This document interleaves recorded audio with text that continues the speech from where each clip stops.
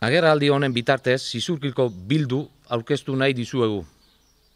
Zizurkiltar anitzez osatutako talde gara eta ikus dezakezuenez moduan gizon emakume heldu eta gazte eta ibilbide profesional ezberdinekoak bildu gara Zizurkil alde lan egiteko.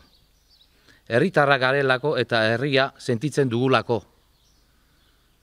Ilusio handiarekin, lanerako gogo handiarekin eta erronka suposatzen duen erantzunkizunarekin bertaratzen gara Zizurkil berri bat irudikatuta.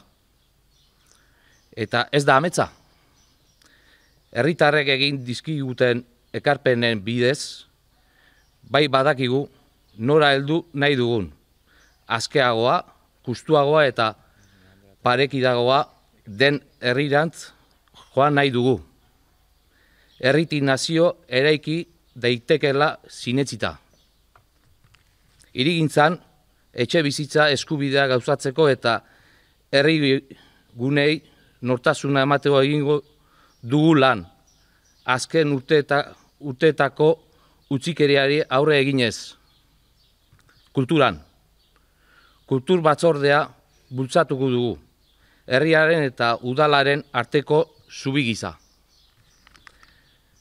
Euskaran, herritarren hizkuntza eskubideak bermatuko ditugu udaletik hasita normalkuntzaren aldeko lana egingo dugu.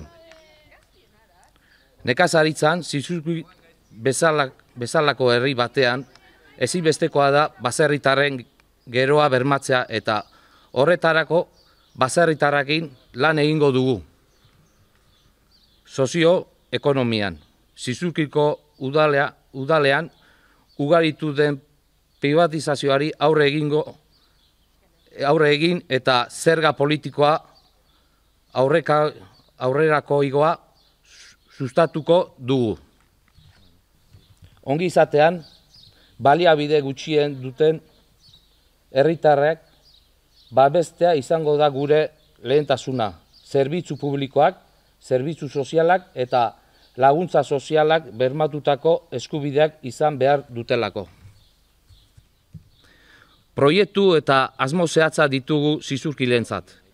Gogoz lan egingo duen taldea dugu. Eta oztopo guztien gainetik bilduta jarraitzeko asmoa sendoa. Behingoz, herriaren erabakia errespetatzea eskatzen eta exigitzen dugu.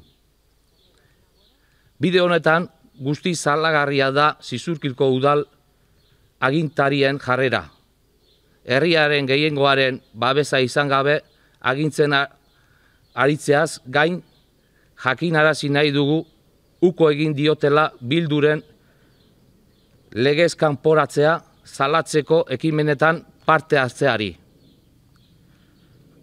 Kontrakoa izan da ordea Zizurkilen jarrera.